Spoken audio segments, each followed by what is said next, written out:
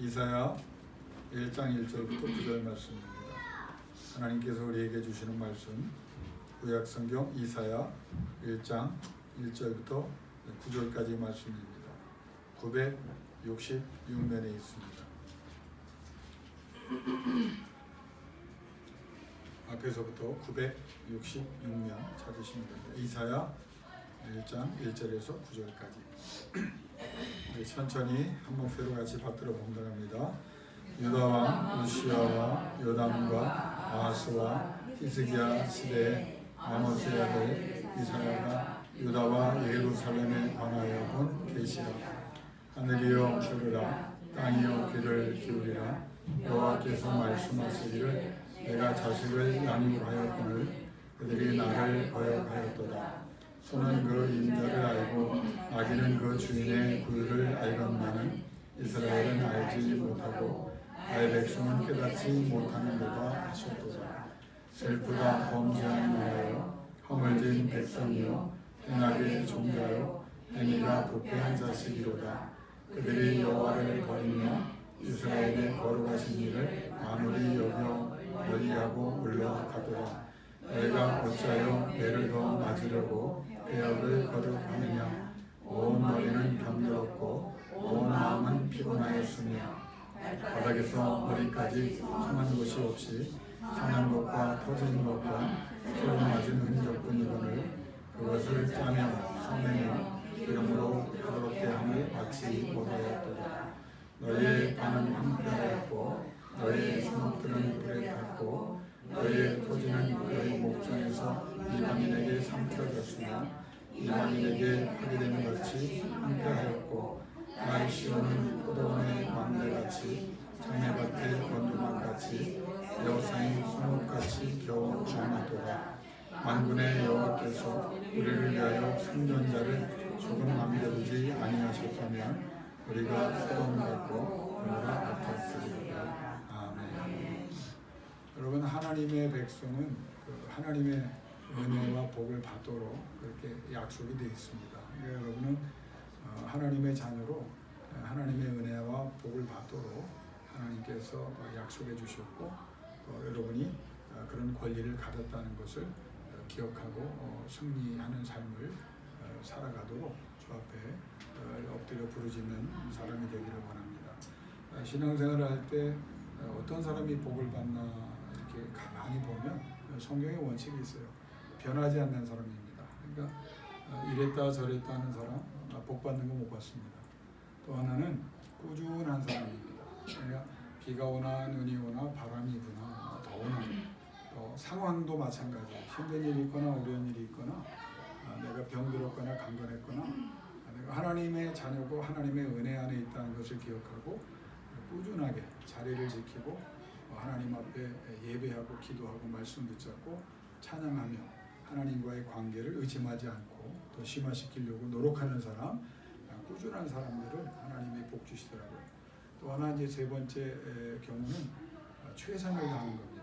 하나님 앞에 최선을 다. 그래서 하나님이 성경을 보면 이렇게 물어보시는 걸 여러분이 들어야 돼요. 네가 지금 신앙생활을 하는 것이, 네가 기도하는 것이, 네가 예배하는 것이, 네가 봉사하는 것이, 목회적인 저기는 네가 목회하는 것이 너의 최선이냐? 네가 나를 사랑한다 하면 최선으로 그렇게 하고 있느냐? 나를 우선적으로 생각하냐? 나를 가장 중요하게 생각하고 나와 내가 준 말, 내가 너에게 기대하는 것을 위해서 최선을 다하냐? 이 세 가지만 분명하면요, 하나님께서 환경에 지배받는 자가 아니라 환경을 바꿔주셔서 환경을 다스리는 자로 하나님이 역사해 주시고, 부족한 것들은 여러분 부족한 것들은 누가 주시는 거예요? 하나님이 주시는 거예요. 우리가 물질을 드리고 뭐 재능을 드리고 다 드려요. 드리지만 그게 하나님 보실 때는 이 우주 만물을 수십억 개의 별들을 만드시고 다스리시는 하나님 편에서 보면 아무것도 아니에요, 사실은. 하나님께서 변함없이 꾸준하게 최선을 다하고 하나님 사랑함을 정성으로 이렇게 드러내는 것, 그거 보시고 사실 감동을 받으시는 거지. 우리가 뭐 대단한 일, 아니 뭐 우리가 볼 때 1000억, 뭐 1조, 2조 했다. 여러분 우리 볼 때 큰 거죠. 하나님께서 다 하나님 거예요, 어차피. 하나님이 맡겨주신 거예요. 하나님이 정성을 보신다고 했잖아요. 그러니까 여러분이 신앙생활 할 때 그냥 하나님 앞에 할 수 있는 꾸준하게 변함없이 최선을 다해서 하나님이 정성을 받으시도록 하면 하나님이 뭐 주시기로 작정하면 뭘 못 주시겠어요. 그러니까 우리가 이 한계를 넘어가야 돼요. 하나님이 물질을 주기로 작정하시면 여러분 그 물질이 어디 가겠어요. 건강 주시기로 작정하시면 여러분의 질병이 무슨 의미가 있어요. 내 상황이 지금 내가 볼 때는 지옥 같고 끝난 것 같아요. 여러분 하나님 편에서 보는 게 신앙 아니에요? 하나님 앞에 내가 매달리고 눈물 흘리고 하나님 앞에 최선을 다하고 있으니 하나님이 어떻게 역사하실까? 그걸 이제 기대하면서 힘들고 어려울수록 더 주 앞에 나가보세요. 그럼 하나님이 뭐라고 하니까 나를 존중히 여기는 자를 내가 존중히 여긴다. 저는 목회하면서 우리 지금 교인들이 다 훌륭하고 좋은 교인들을 많이 만났지만 이제 부담 없이 나눌 수 있는 분이 제가 호주에서 목회하면서 만났던 김백구 집사님이라는 분을 기억합니다. 그분 예수 안 믿던 분이에요. 그러니까 뭐 여행업에서는 전설적으로 굉장히 뭐 몇천만 불을 이렇게 돌리던 분인데 그 부인이 눈물로 기도를 하고 또 전도하고 그래도 꿈쩍하지 않고 또 이제 자기 취미 생활을 너무 좋아하는 분이고 운동을 좋아해가지고 자기 애 낳는데도 딸 하나 딱 낳는데도 애 낳는데도 골프장에 가서 안 왔대요. 그 정도로 아이가 정말 사람은 좋은데 나중에 보니까 근데 부인이 그렇게 기도하다가 요번에 우리 교회에 새로운 목사님이 영국에서 오셨다고 하니 한 번만 좀 나가달라. 그래서 이제 저는 그 사정을 몰랐죠. 근데 못 보던 분이 한 분 나왔는데 제 또래 분이에요. 근데 그분이 이제 그 부인의 눈물의 기도가 쌓였기 때문인지 저는 그렇게 믿습니다. 하나님이 부족한 종의 말씀을 통해서 감동을 주신 거예요. 그래서 그분이 그날 주님을 만났대요. 자기 말로는. 그래서 결단을 하고 내가 이제 다 정리하리라고. 근데 희한하게 그렇게 정리가 안 되던 취미생활과 자기가 원하는 것들을 다 그날 하나님이 하찮은 것으로 여기게 하시는 은혜를 베푸사 정리했어요. 그리고 나서 예배를 드리는데 전 처음 봤습니다. 사람이 저렇게 결단을 할 수 있구나. 그런데 그게 의지가 아니고 하나님이 은혜 주시니까 그렇게 되는구나 하는 걸 봤어요. 저희 예배처가 있는데 어느 날 그러더라고요. 목사님 관리인이 따로 없었기 때문에 우리가 이제 제가 문을 열고 가서 다 예배 불을 켜고 이런 것들을 했는데 목사님 제가 그 일하면 안 되겠습니까? 그러더라고요. 아니 그 바쁘신 분이 어떻게 그걸 하냐?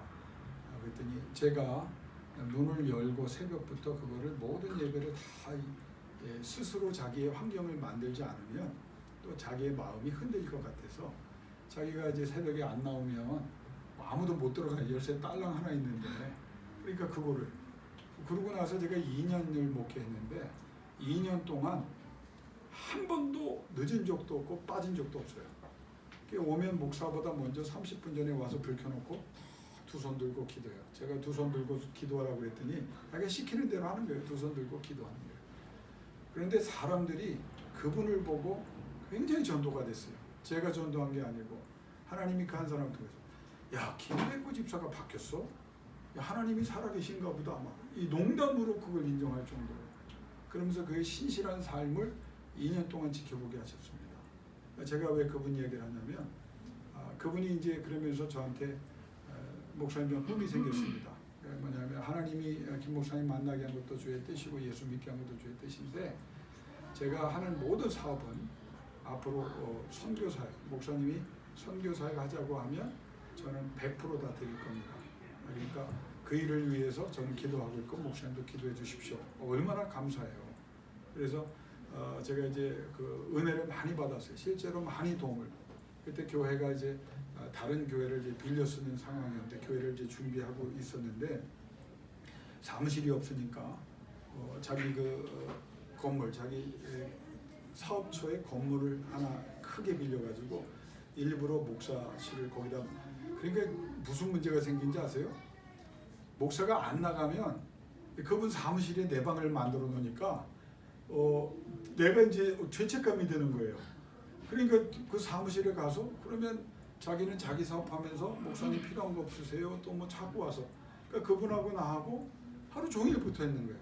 그러니까 성경 얘기 물어보고 같이 기도하고 같이 찬송하고 목사님 어디 좋은 또 선교지가 있는데 어느 좋은 교회가 있는데 한번 같이 가시죠.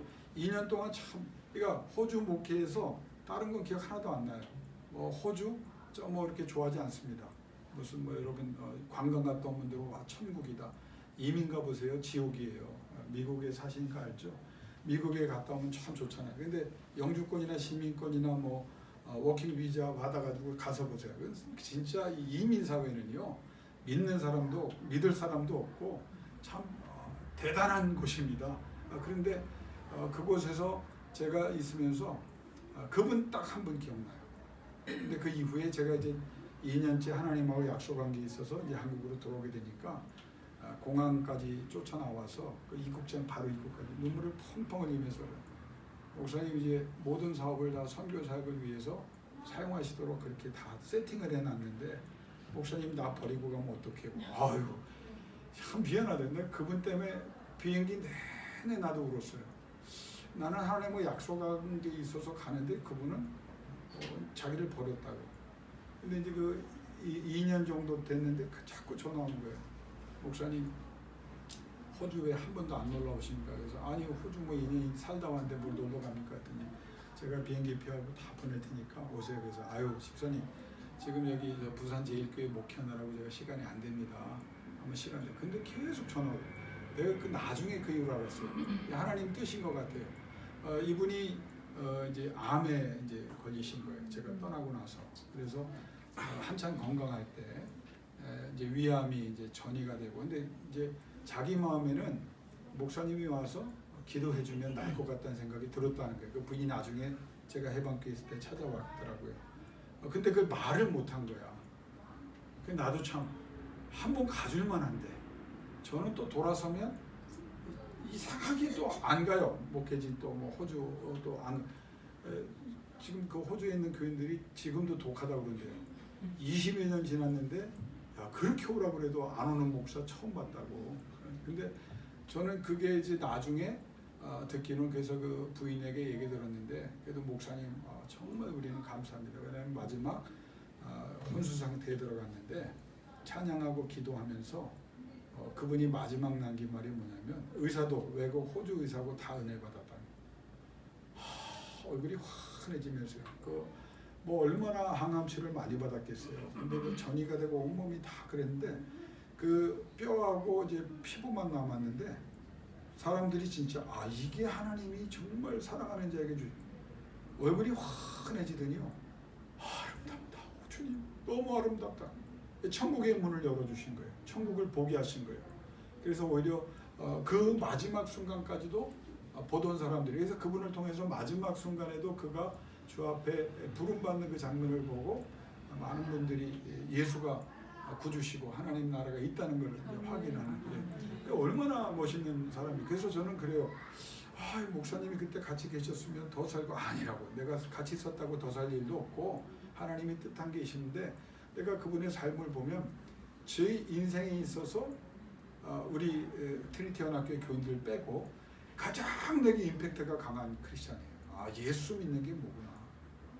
그가 남긴 많은 사람들을 구원을 얻게 하고 그의 사업이 어떻게 됐는지 그거는 저는 모르겠어요. 뭐 큰 사업이었으니까 뭐 또 뭐 여러 가지 이유가 있겠지만, 그러나 그 한 사람이 주 앞에 은혜를 받고 살아있는 동안에 그는 몰랐지만 많은 사람들을 주 앞에 인도하는. 그래서 저는 불과 저하고는 2년 같이 있었고 그 이후에 2년 후에 이제 소천을 했지만 마지막 순간까지 그렇게 4년 동안 그의 인생에 가장 영적으로 아름다운 모습을 봤어요. 그럼 여러분 그분이 실패한 사람 같아요? 일찍 돌아가셨다고? 아니에요. 암 중에도 나중에 또 듣는 거예요. 암 중에도 그렇게 하나님을 찬양하며 기도하는 사람을 주변에 못 봤다니. 원망도 하고 막 기운도 빠질 만한데 한 번도 찾아온 사람들을 위로하고 격려하고 저천국의 소망을 전하고 마지막 모습으로 하나님께 영광 돌리고. 여러분 이게 하나님을 존중하는 거예요. 이게 존중하는 거예요. 여러분이 이 땅에서도 성공한, 나는 여러분들 다 건강하게 병들지 않게 장수하면서 하나님 나라 확장을 위해 쓰임받게 달라고 기도합니다. 그러나 그 삶이 길든 짧든 하나님을 존중한다는 것을 여러분이 경험하고 또 사람들이 여러분에게 임하시는 하나님의 존중의 역사, 그것을 통해서 여러분이 입으로 전도하는 것이 아니라 그냥 같이만 있어도, 여러분이 또 기도해줘도, 여러분이 찬송해도, 여러분이 말씀을 전해도 듣는 사람에게 하나님의 역사가 나타나는 하나님을 존귀히 여김으로 하나님이 존귀히 여기시는 그런 열매와 능력으로 날마다 승리할 수 있기를 주의 이름으로 축원합니다. 오늘 그래서 제가 지난주에도 하나님을 존중함에 대해서 여러분 다시 질문합니다. 지난 한 주 동안 여러분의 신앙생활과 여러분의 기도와 말씀의 삶이 하나님 존중하는 거였습니까? 이건 나에게도 질문하고 여러분에게도 질문하는 거예요. 신앙생활을 몇 년 했느냐, 목사냐, 장로냐, 집사냐 아무 의미 없어요. 하나님 앞에서 우리가 하나님을 존중하는 삶을 이게 안 되면요, 하나님 은혜와 복을 달라고 해서 임하는 게 아니에요. 하나님의 원칙을 주셨잖아요. 너희가 나를 존중하는 만큼 나도 너희를 존중해 주겠다는 거예요. 너희들이 나를 멸시하고 나를 없는 자 취급하면 너희가 멸시해? 여러분 하나님이 더 세게 말합니다. 나는 경멸한다고 얘기했잖아요. 사무엘상 2장에. 이게 하나님의 원칙. 그러니까 이거는 저주하겠다는 뜻이 아니라고 그랬죠. 존중하는 법을 가르치는 거예요. 존중의 중요성을 가르치는 것이고 여러분의 인생에 어떻게 하나님이 은혜 주시는가. 자, 오늘 본문도 마찬가지입니다. 잘 들어보세요. 이스라엘의 또 남유다의 비극적 상황과 상태가 이제 벌어집니다. 근데 이 9절까지 내용을 보면은요, 여호와께서 만약에 남겨두지 않으셨다면 이 이스라엘과 유다의 형편이 소돔과 고모라 같았을 것이다. 하나님이 소돔과 고모라 어떻게 하셨어요? 역사상에서 지워버렸잖아요. 끊어버리고 아예 그냥 파멸시켜버려요. 그러니까 하나님이 이스라엘과 유다를 불쌍히 여기지 않으셨으면 소돔과 고모라처럼 없어지는. 근데 이 말씀을 보면은요, 이사야가 이제 돌아오라 하나님을 존중하라, 하나님을 만홀히 여기지 말라 계속 설교하잖아요. 놀라운 사실을 여러분 아세요? 100년이 넘게 100년 전에 설교하신 거예요. 그러니까 그 전부터 이미 문제가 있었고 하나님이 집중적으로 이사야와 예레미야를 연달아 보내시면서 150년에 걸쳐서 경고를 주시는 거예요. 우리의 문제가 뭔지 아세요? 오래 하나님이 참고 인내하시면서 기회를 주심에도 불구하고 우리는 그 하나님의 그 인내를, 그 하나님의 자비를 너무 쉽게 생각하는 거예요. 여러분 이걸 심각하게 우리 입장에서 생각이 되면 하나님이 언제까지 우리를 참아주셔야 되나요? 이렇게 하나님을 존중하지 않는 모습이 있다면 하나님의 교회가 지금 이런 모습으로 마음대로 노회가 총회가 썩어빠진 목사와 장로들 때문에 지금 초토화가 되어 있는데, 여러분 정치가가 돈 받은 거요? 여러분 우리끼리 얘기지만요, 방송 듣는 분들도 뭐 다 들으셔야 될 것 같아요. 교단에서요 몇 억씩 씁니다. 그 사람들 다 지옥 가야 돼요. 난 지옥 가야. 그 사람들이 뭐 대교에 뭐 지옥 가야 돼요. 그렇게 살면 어떻게 그 사람들이 뭐 큰 일을 했다, 뭐 교회가 크다, 재산이 많다. 여러분 하나님 존중하는 사람이 어떻게? 그게 이제 우리의 현실입니다. 한국 교회가 왜 이렇게 됐어요? 하나님 존중해서 하나님이 우리를 존중해 주시는 그 거룩과 경건의 영향력이 있다면 한국 교회가 이렇게 되겠어요? 나는 지금 우리 교회 나오는 어린애들 보면서요, 참 쟤네들 신앙생활 더 어려운, 여러분 기도 많이 해줘야 됩니다. 여러분의 자녀들이 앞으로 20년 30년 후에 교회에 남아있을까? 난 그것도 걱정이 돼요. 여러분 우리 너무 쉽게 생각하잖아요. 잘 되고 안 되는 게 문제가 아니라 저들의 영혼이 달린 문제입니다. 천국 가냐 지옥 가냐, 이런 걸 강압하라는 게 아니에요. 눈물로 기도해야 돼요. 여러분 우리가 기도와 말씀에 왜 최선을 하나님을 존중하는 게 기도입니다. 하나님을 존중하는 게 찬송입니다. 하나님을 존중하는 게 말씀을 죄라 묵상하는 겁니다. 그리고 하나님 앞에 예배하는 것이 존중하는 거예요. 그래야 하나님이 임재하시고 하나님이 역사하잖아요. 지금 수백 년 동안 하나님이 대단한 종들을 보내셨는데, 그럼 왜 그 이후에 우리가 잘 아는 대로 역사를 보면 이스라엘과 유다가 어마어마한 하나님이 나라를 그냥 깨버리셨잖아요. 북이스라엘은 그렇게 하나님께서 엘리야 엘리사를 보내시고 경고하고 아모스를 보내시고 막 이사야도 예레미야도 남유다만 활동한 게 아니라 북쪽에도 말씀을 전했잖아요. 그런데도 말 안 듣다가 10개 지파가 먼저 아수르에서 나라가 없어져 버리고, 더 놀라운 사실은 하나님이 10개 지파의 족보를 없애버리셨어요. 족보를. 그래서 이스라엘 민족이 지금도 자기가 루벤인지 자기가 뭐 아세 지파인지 자기가 뭐 므낫세 지파인지 모르게 됐어요. 하나님이 야 니네 그렇게 족보 자랑해? 내가 선민이고 뭐 하나님이 없애버리셨어요. 그러니까 남유다도 마찬가지입니다. 그러면 왜 이런 일이 벌어졌느냐? 이사야 예레미야가 하나님의 말씀을 받아서 전하는 게 뭐냐면 하나님과의 언약과 약속이 깨어졌다. 그러니까 왜 깨어졌느냐? 왜 이런 비극의 삶을 살게 되냐? 언약과 약속대로 하나님은 행하셨는데 너희는 행하지 않았다. 이걸 오늘 말씀에 하나님을 만홀히 여겼다. 하나님을 만홀히 여겼다는 이 말은요, 단어는 다르지만 같은 내용입니다. 하나님을 지난주 설교와 같이 하나님을 존중히 여기지 않았다. 하나님을 만홀히 여겼고 하나님을 존중히 여기지 않아서 하나님과의 관계가 깨어졌다. 그래서 하나님과 언약의 약속이 더 이상 이행되지 않게 되었다. 멸시하였다라고 말하는 거예요. 멸시하였다. 잘못 심어서 잘못 거둔 것이다. 하나님을 존중하지 않았더니 하나님을 멸시함이 되었고 하나님을 멸시하니 하나님께서도 경멸하셨다. 그래서 저들의 삶이 어떻게 됐느냐? 환난으로 구벌되었다. 여러분, 그래서 사무엘상과 같이 보면요, 엘리 제사장의 가정을 통해서 하나님이 주시는 말씀 뭐냐? 너희가 존중에 실패하면 너희는 환난을 받는다 그랬어요. 그 환난의 내용을 지난주 제가 설교가 길어져서 말씀을 못 드렸는데, 하나님이 엘리 제사장 존중하지 않는 그 가정을 향해서 뭐라고 말했냐면 내 팔과 내 조상의 집의 팔을 끊어버린다. 무기력하고 무능력하고 아주 패가망신하고 이 역사에서 사라지게 하겠다고 하셨어요. 나를 내 말을 존중히 여기는 자가 복을 받을 때 하나님이 뭐라고 말했어요? 너는 환난을 받는다. 여러분 잘 알아야 돼요. 힘들고 어렵고 시대가 그래도 환경이 그래도 끝까지 내 말을 존중히 여기는 자는 복을 받는다는 거예요. 핵심은. 그런데 내 말을 존중히 여기지 않고 니네 멋대로 사는 자는 환난을 받을 것이다. 그러니까 하나님이 복을 약속하는 사람이 있고 환난의 때에도 환난의 때에 진짜 환난을 받는 사람이 있어요. 그럼 환난의 첫 번째 단계가 뭔지 아세요? 약속된 언약된 누려야 될 누리고 있던 복을 멈춘다는 겁니다. 이게 1단계예요. 하나님이 약속의 자녀인데 여러분에게 나에게 복을 주는 거예요.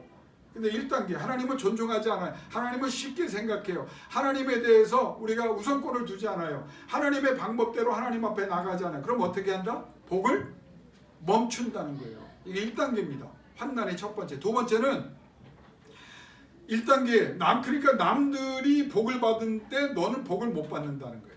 두 번째 단계는 너는 심판과 환난으로 구별된다는 거예요.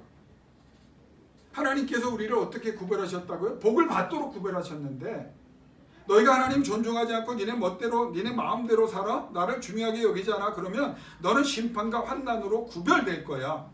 하나님이 3단계 선언하시고 그렇게 되도록 하나님께서 떠나시든지 하나님이 역사한다는 거예요. 멈추시는 정도 끝나는 게 아니라 안 되도록. 그래서 본문에 그 환난이란 말은 무슨 의미냐면 육적으로, 정신적으로, 영적으로 모든 면에서 하나님께서 던지는 환난을 말하는 거예요. 그냥 하나님이 멀리 떠나서 이런 일을 겪지만 하나님이 어떻게 하시는 적극적으로 질병을 던지신다는 거예요.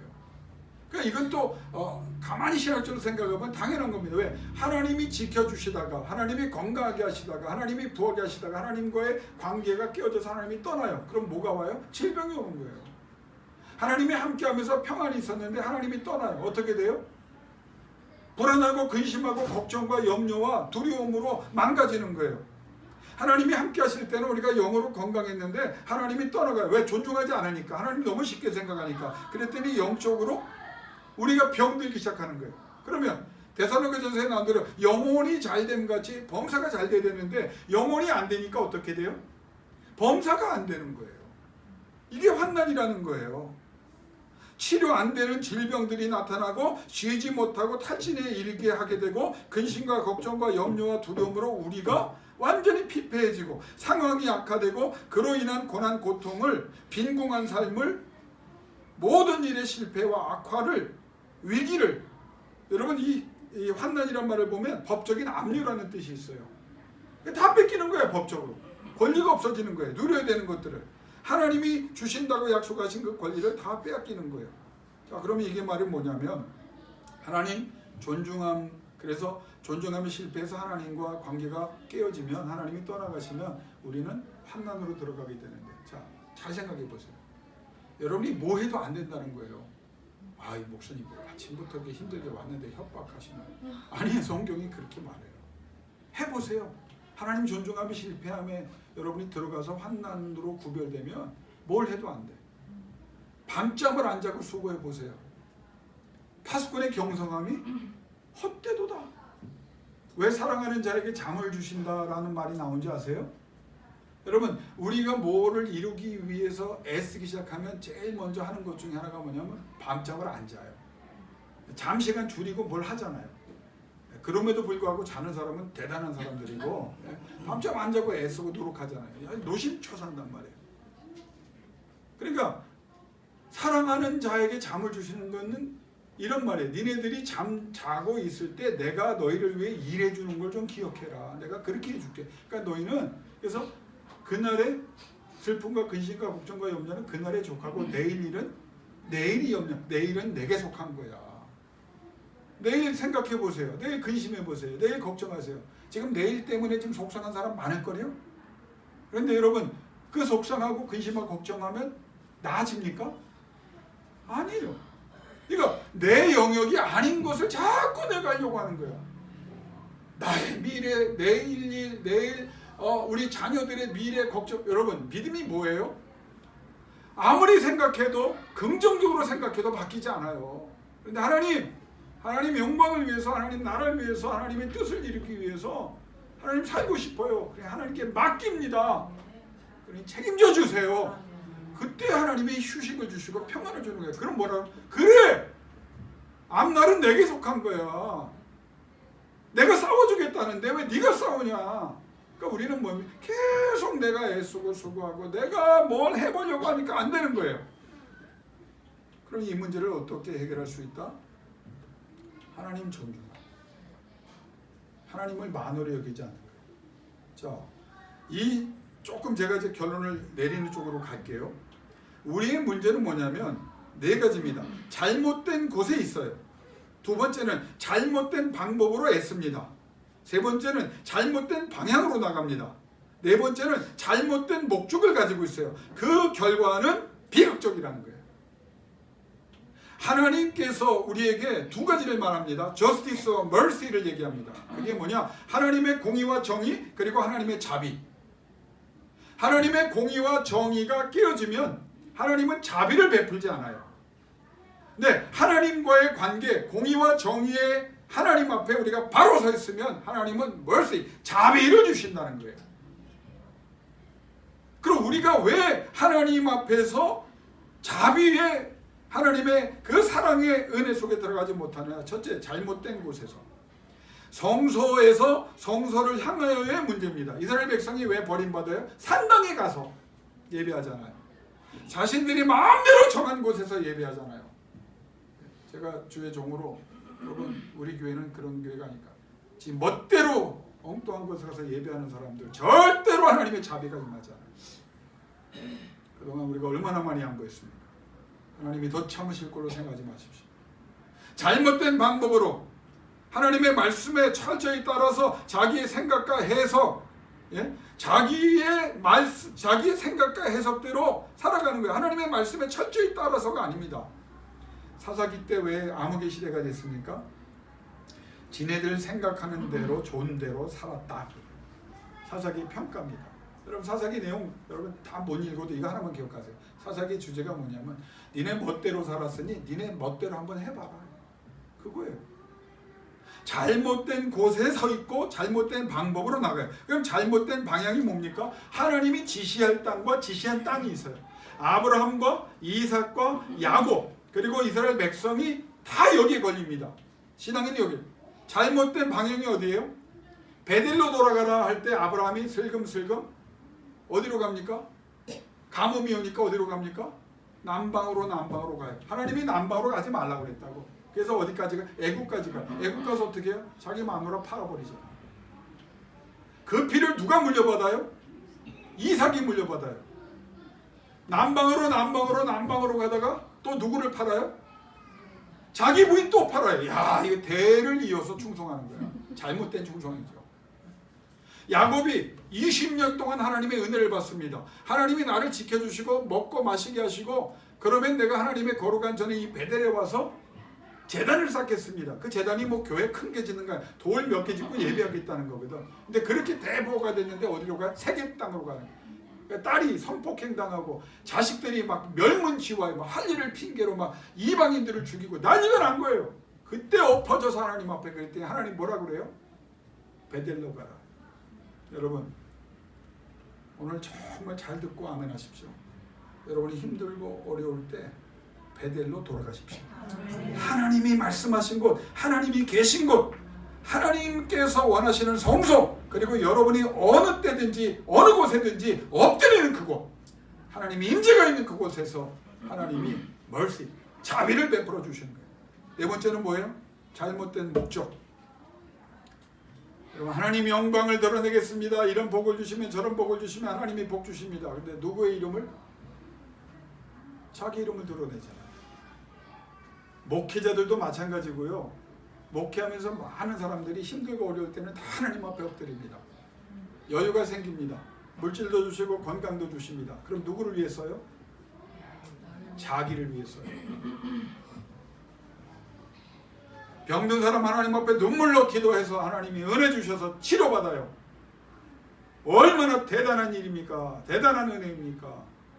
자기가 그동안 못했던 거 하느라고 하나님 앞에 나오지 않습니다. 결과는 또 뭐예요? 더 악화되는 거예요. 참 제가 목회하면서 기도할 때, 환자들을 위해 기도할 때 그런 감동을 주실 때가 있어요. 김 목사 가서 한 번 더 기도해줘라. 연락하잖아요. 5분만 주십시오. 그런데 5분을 안 주는 사람들 많더라고요. 어떤 분은 기도를 하다 보니 하나님이 야 가서 기도 한번 해줘라. 이 감동을 주실 때가 있어요. 연락했더니 그분이 뭐라고 하는지 아세요? 목사님 지금은 너무 창피하고 너무 추해서 못 만납니다. 제가 건강해지면 연락드릴게. 그때 가만히 전화를 받으면 이게 무슨 목적이에요? 무슨 생각을 하고 있는 거예요? 아니 건강하지 않아서 주의 종을 청하여 장로를 청하여 기름을 붓고 기도해 주라고 그래서 그 말씀 붙잡고 부르짖다가 하나님이 감동 주셨는데 저쪽에서 뭐라고 그래요? 나아지면 온대. 아니 어떻게 나아져요? 나아져요? 믿음대로 될지어다. 아멘. 이게 하나님을 만으로 하는 거예요. 힘들고 어렵고 안 되는데 하고 싶어요? 엎드리세요. 하나님 전에 엎드리세요. 하나님께 매어달리세요. 본문 이사야를 보면 이사야 선지자가 남유다 왕국의 4왕을 섬깁니다. 우시야, 요담, 아하스, 히스기야. 무려 BC 740년에서 BC 680년까지 60년간 선지 사역을 하는데 그 내용이 뭐냐? 돌아오라는 거예요. 하나님께 돌아오고 하나님이 원하는 삶으로 돌아오고 하나님께서 원하시는 삶으로 돌아오라는 거예요. 안 돌아옵니다. 미안한 얘기지만요. 우리 교인들은 이제 그걸 아셔야 돼요. 하나님도 언제까지 참으신다? 예수를 뭐 십자가에 못 박았는데 뭐 죽기까지. 여러분 이제 그거 잘못 믿다 큰일 납니다. 하나님도 참으실 때까지 참으시는 거예요. 근데 그게 어마어마하게 참으셨기 때문에 우리가 할 말이 없는 거예요. 기회 주실 때 돌아와야 된다는 말이에요. 이사야의 예언이 뭐예요? 하나님을 만홀히 여겼다. 하나님을 존중해라. 왜 그게 중요하냐? 하나님과의 관계가 깨어졌는데 하나님을 존중하는 것이 하나님과의 관계를 회복하는 것이고 그래야 그때부터 회복이 나온다. 제가 정리를 해드릴게요. 뭐라고 말합니까? 이사통에서 하나님이 하시는 거예요. 너희는 천지의 주관자 하나님과의 관계를 알면서 약속하고도 너희가 깨뜨렸다. 아버지와 자식이었는데 아버지는 사랑을 베푸셨는데 그 아버지는 하나님이에요. 자식인 너희가 그걸 아주 깨버렸다.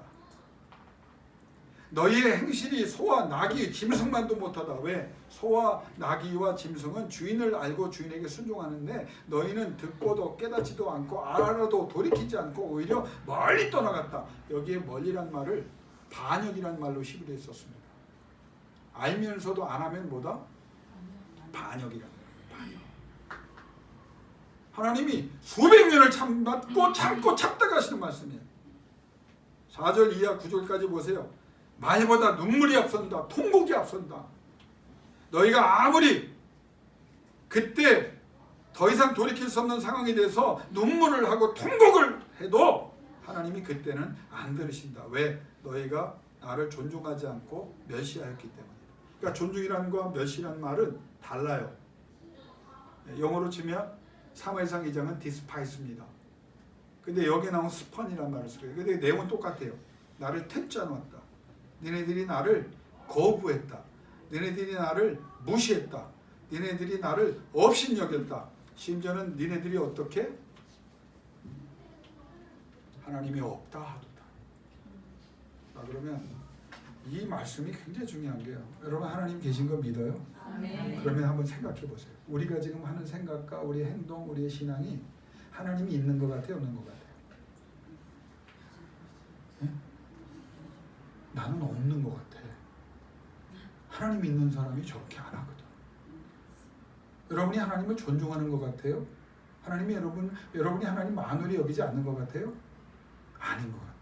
한국교회가 그렇고 내가 그렇고 여러분이 그래요.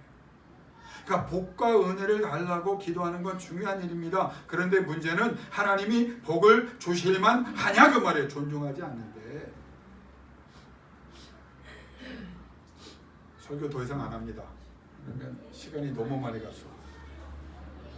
하나님이 뭐라고 말하냐면 하나님을 존중하면 너희가 두려움과 슬픔과 근심과 궁핍과 질병과 무기력과 무능력과 무분별들로부터 두려웠던 자는 강하고 담대해지고 슬펐던 자는 기쁨이 넘쳐나게 되고 근심하는 자에게 평안이 넘쳐나고 궁핍한 자에게 차고 넘치는 공급의 은혜가 임하며 질병이 있던 자에게 치료와 더 강건하게 하는 역사가 일어나며 무기력한 자에게 하나님의 전능과 은사들이 나타나기 시작하고 무분별한 사람들이 진리로 항상 승리하고 무능력했던 사람들이 무엇이든지 형통케 된다. 그렇게 말해요. 자, 그러면 제가 여러분 목요일날 나오신 우리 권사님들은 다 아시겠지만 시편 134편을 얘기하면서 하나님의 존중과 연결해 봤어요. 그 예배가 하나님 존중하는 거예요. 기도와 찬송과 말씀. 시편 134편은 1절, 2절, 3절입니다. 제가 그걸 간단하게 정리하고 마치려고. 그럼 하나님 존중하는 게 뭐냐? 이 일은 예배자예요. 시편 134편은 성전으로 올라가는 앞에 시편까지 15편 중에 마지막 시편입니다. 하나님 앞에 어떤 예배자를 하나님이 기대하시냐, 어떤 사람들의 예배를 하나님 존중이라고 여기시고 만으로 여기지 않는 거라고 생각하냐? 먼 길을 걸어와서 밤에 성전에 도착해요. 먼 길을 와서 우리 교인들은 참 벌써 이 점에서는 점수 따고 들어가. 분당에서 왔지, 별내에서 왔지, 김포에서 왔지, 일산에서 왔지. 여러분 어디 또 할까요? 멀리서 다 왔어요. 근데 이 순례자들이 걸어서 예루살렘 성전에 멀리서 왔어요. 오다 보니까 밤에 도착했어요. 예배가 다 끝났어. 밤에 왔더니 성전과 성전의 그 기구들을 지키는 불이 꺼지지 않도록 하는 제사장과 레위인 불침번 몇 명이 남아있는 거야. 근데 가서 그 수고하는 제사장과 레위인에게 먼 길을 밤에 온 이 교인들이 뭐라고 말하느냐? 여호와께 우리를 위하여 기도해 주십시오. 여호와께. 두 번째는 여호와만을 찬양하는 찬송과 기도를 돌려주십시오. 세 번째는 하던 대로 하시지 말고 피곤한 거 압니다. 제사장과 레위인 피곤한 거 압니다. 그러나 정성을 다하여 눈물을 흘리면서, 원문을 보면 눈물을 흘리면서 부탁해요. 지극정성으로 하나님을 향하여 하나님의 영광을 위하여 기도해 주십시오. 하나님 찬양합니다. 최선을 다하여 그런 예배로 우리를 대신하고, 왜냐하면 직접 못하니까 그렇게 부탁해요. 그때 레위인과 제사장이 감동을 받아요. 똑같이 울면서. 피곤했던 그가 나가서 하나님 앞에 최선을 다하여 울며 저들에게 하나님께서 복 내리시기를 원합니다. 그랬더니 민수기 6장 24절 3절입니다. 따라합시다. 여호와께서 너희에게 복 주시기를 원하노라. 이게 정상적인 예배라는 거예요. 여러분 솔직히 얘기합시다. 목사가 여러분 위해 기도하는 거 싫어요? 싫으신 분은 꼭 나한테 오늘 얘기하고 나가세요. 내가 중지해 줄게. 여러분이 나와서 목사가 기도해 주는 걸 원하시고, 저는 그래서 목사가 여러분의 그 수고와 애씀을 알기 때문에, 상황을 알기 때문에 열심히 하려고 노력을 합니다. 한 가지는 기억하세요. 여러분이 그걸 귀하게 여겨야 나도 기도하는 거예요. 들쑥날쑥, 나는 하나님을 온전히 담지 못해서, 예수를 온전히 담지 못해서 들쑥날쑥하면 아예 하고 싶지 않아. 이제 나도 나이가 이제 62세인데 잘하는 사람에게 기도해주고 싶어. 여러분 1군이잖아요. 말소 되세요 여러분들? 야구로 1군이에요. 나 1군 기도 많이 합니다. 여러분 기도 다 하고 조금 기운이 남으면 2군 기도하다가 여러분 다 가고 8시 반 정도 되면 끝입니다. 왜? 배고파서 못해.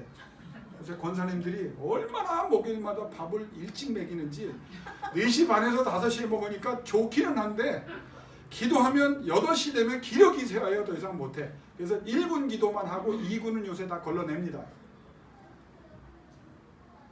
목사도 마찬가지야. 하나님 존중이 뭐라? 니네 하는 만큼 나도 하겠다는 거야. 하나님이. 하나님의 마음을 뜨겁게 하는 여러분 되시기를 주 이름으로 축원합니다.